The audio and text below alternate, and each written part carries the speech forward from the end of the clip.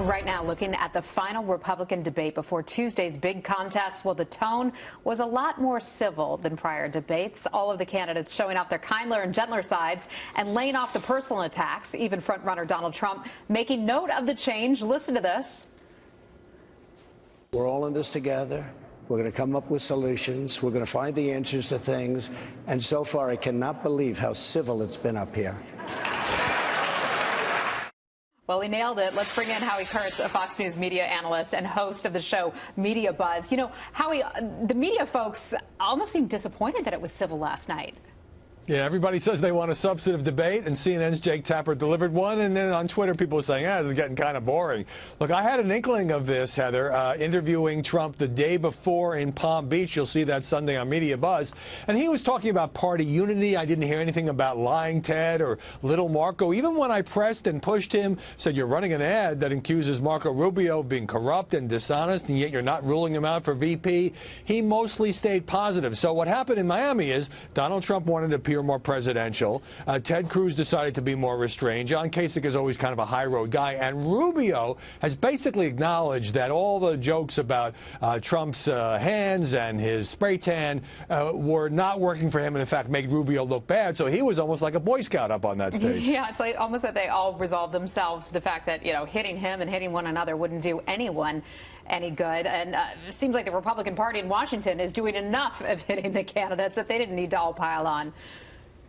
Right, but the problem for Trump's competitors is, you know, they've got a couple of days to slow down this express before Tuesday's big primaries, and even though it was a civil debate and everybody did well and they practically sang kumbaya, there's nothing that changed the equation. There's nothing that Cruz or Rubio said that would in any way cause any air to come out of the Trump balloon. So it didn't really change the race very much. All right, well, speaking of the Trump balloon, I want to ask you about this. We reported last hour there's been a real controversy over an incident with a female Breitbart reporter at a Trump rally. That reporter, we reported in last hour, has filed a police report. She claims that she was roughed up by Donald Trump's campaign manager, but now, and this is a fascinating development, her employer Breitbart is casting doubt on her version of the story, saying that there were two men in the background who looked very similar, so this could be a case of mistaken identity. Howie, what's your take? Well, I just looked at the Fox video of the moments before this altercation, and obviously something happened to Michelle Fields in the press scrum, and she's got bruises on her arm.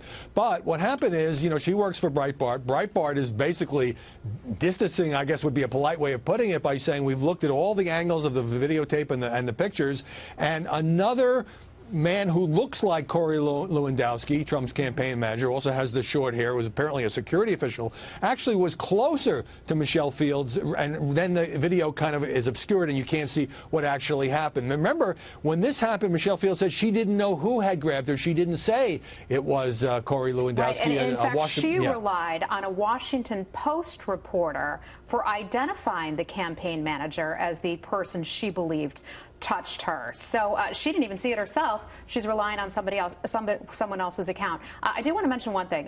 For viewers who are not familiar with the campaign manager, he's been in our studio a bunch of times. When I first met him, I thought he was a Secret Service official. He had the buzz hair and a little, ear thingy and a pin on his collar. So, I mean, it certainly could be a case of mistaken identity. We just don't know, but I know that you're going to be watching this, and a whole lot of folks. And part of the good news is a lot of cameras around. So I think we'll get to the bottom of this. Do you agree? I do think it'll all be cleared up eventually, and, it's a pretty serious accusation to make at a campaign manager. Corey's a tough guy, but he says he never met Michelle Fields, he never touched her, and now more doubt being cast on that story. It's a serious accusation, and you got to be right, no matter how it turns out. Howard Kurtz, thanks so much, and we'll be watching you this weekend on MediaBuzz. It airs right here on the Fox News Channel, Sundays at 11 a.m. Eastern Time. Howie, we're going to check that one out.